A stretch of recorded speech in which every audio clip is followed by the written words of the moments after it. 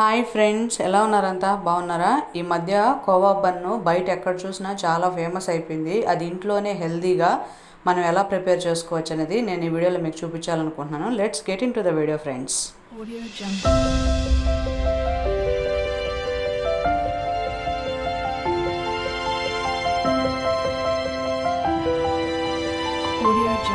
ముందుగా khoa bun prepare చేయడం కోసం స్టవ్ వెలిగించి ప్యాన్ పెట్టి ఇందులో 1 లీటర్ పాలు అయితే పోసుకుంటున్నాను.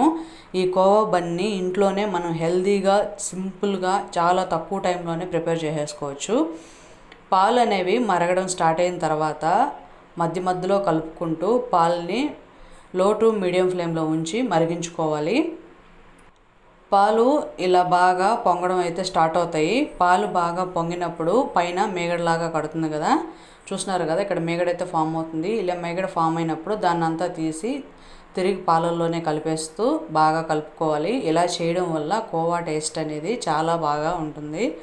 కాబట్టి పాలు ఇలా పొంగుతున్నప్పుడు మధ్య మధ్యలో పాలు కలుపుకుంటూ ఉండాలి, అడుగు పట్టకుండా. మనం తీసుకున్న లీటర్ పాలు అనేవి 1/2 లీటర్ అయ్యే వరకు ఈ పాలను అయితే మరిగించుకోవాలి.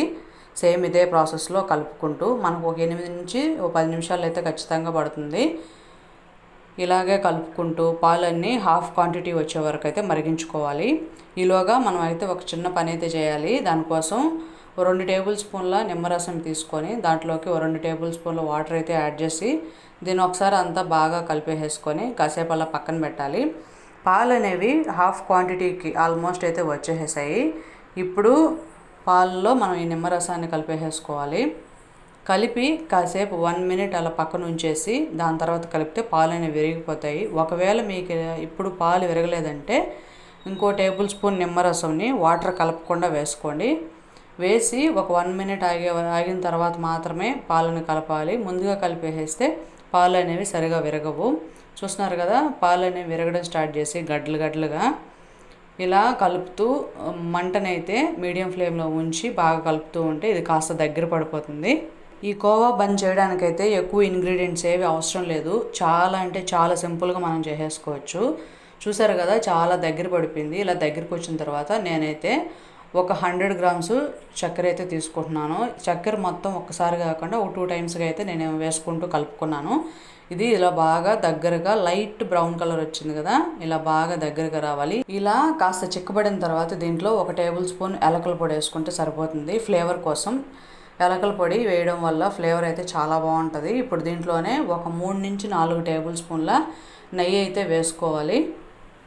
నెయ్యి యూజ్ చేయడం వల్ల పాలకోవా టేస్ట్ అనేది ఇంకాస్త పెరుగుతుంది. ఇలా ఒక 3 నుంచి 4 టేబుల్ స్పూన్ల నెయ్యి అయితే పడుతుంది మనం తీసుకునే క్వాంటిటీకి. ఇప్పుడు దీన్ని ఒకసారి బాగా కలిపేసుకోవాలి. చూస్తున్నారు కదా, కోవా ఆల్మోస్ట్ అంతా కంప్లీట్ అయిపోయింది, 95%. ఇంకాస్త దగ్గరికి రానిచ్చి ఆపేసుకోవాలి. ఈ స్టేజ్లో మనం ఆపేసుకుంటే సరిపోతుంది. మన కోవా బన్కైతే ఈ స్టేజ్లో ఇది సరిపోతుంది. ఇప్పుడు దీన్ని ఇంకొక 1 మినిట్ ఇలాగే బాగా కలుపుకొని దీన్ని ఆపేసి పక్కన పెట్టేసుకోవాలి. కోవా బన్ను ఆల్మోస్ట్ ఫైనల్కి అయితే వచ్చేసింది. నేనైతే బేకరీ నుంచి 2 బన్నులు అయితే తీసుకొచ్చుకున్నాము. వీటిని మిడిల్లో ఇలా 2 కట్ చేసి పెట్టుకోవాలి. మీరు ఎన్ని తీసుకుంటే అన్ని ఇలా మిడిల్లో అయితే కట్ చేసి పెట్టుకోవాలి పక్కన. ఇప్పుడు కోవా కాస్త చల్లబరిన తర్వాత గోరువెచ్చగా ఉన్న స్టేజ్లో అయినా సరే స్పూన్తో తీసుకొని ఇలా బన్ లోపల అయితే సర్వ్ చేసుకోవాలి. కోవా అనేది బాగా వేడిగా ఉన్నప్పుడైతే అసలు పెట్టద్దు. కోవాని చల్లార్చిన తర్వాత కాస్త గోరువెచ్చగా ఉంది అన్న స్టేజ్లో అయితే ఇలా బన్లోకి సర్వ్ చేసేసుకుంటే సరిపోతుంది. సేమ్ ఇదే ప్రాసెస్లో మిగతా బన్స్ అన్నీ కూడా రెడీ చేసేసుకోవచ్చు. ఇంతేనండి, మన కోవా బన్ అయితే చాలా టేస్టీగా ఉంది. సింపుల్గా చాలా ఈజీగా టేస్టీగా ఇంట్లోనే చేసేసుకోవచ్చు. మీరు కూడా ట్రై చేసి మీకు ఎలా వచ్చింది అనేది కమెంట్ సెక్షన్లో కమెంట్ చేయండి.